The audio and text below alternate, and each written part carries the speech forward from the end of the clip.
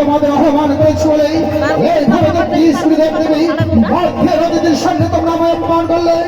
যাও, তোমার দিলাম অভিশাপ, 10 বছরের মধ্যে যেতে হবে ওই নরক যন্ত্রণা ভোগ করতে।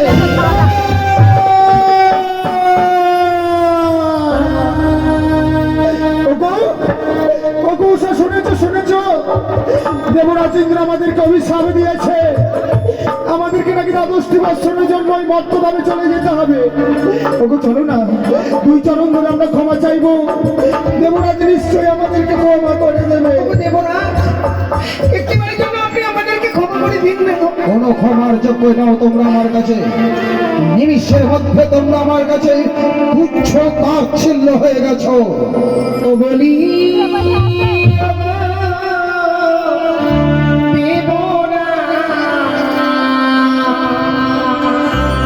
মোদের বিনা দোষী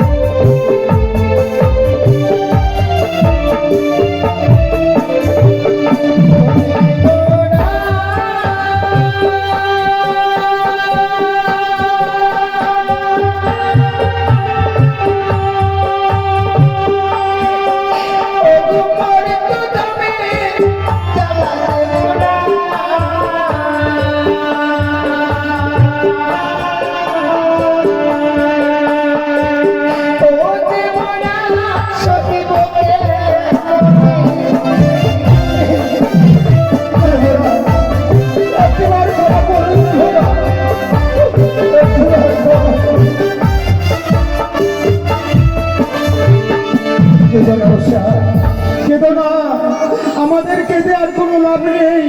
চলো না, অভিশাপ যখন পেয়েছি আমাদের 2 নয়ন যেদিকে যাবে আমরা সেই দিকেই চলে যাও। তাদেরকে আমি যেতে দিব না দাদা গো। এই সন্ধ্যা সময় 33 করে দেবদের মধ্যে তাদের দায়িত্বকে নিতে যাচ্ছে না, তাদের দায়িত্ব আমি নিতে চাই না। কি করবে তাদের নিয়ে? দাদা গো, তাদেরকে আমি মর্তধামে নিয়ে গিয়ে আমার লীলা প্রচার করবো। তুমি তোমার লীলা প্রচার করার জন্য আমার কাছে এসেছি? তার মানে আমি নিশ্চিত তোমার চক্রান্তে তাদের নিত্যতার হতে হয়েছে। কি করেছো তুমি? নিমিষের মধ্যে 2টো নিষ্পাপ জীবন আমার কাছ থেকে তুমি ছড়িয়ে দিলে।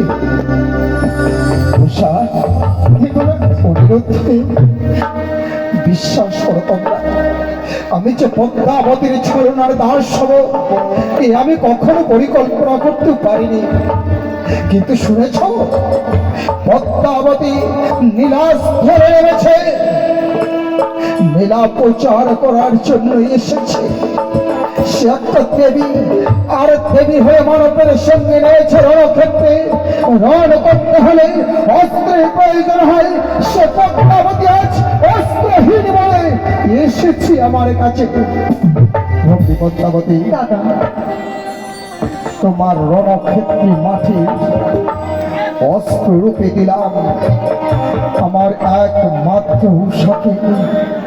রণক্ষেত্রে মাঠের রথের সারথি রূপে দিলাম আমার অনিরুদ্ধকে।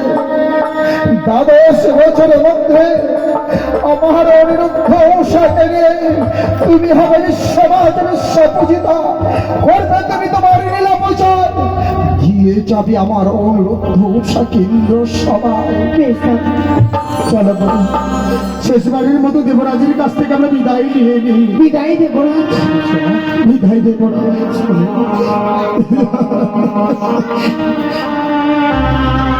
আজ বিদায়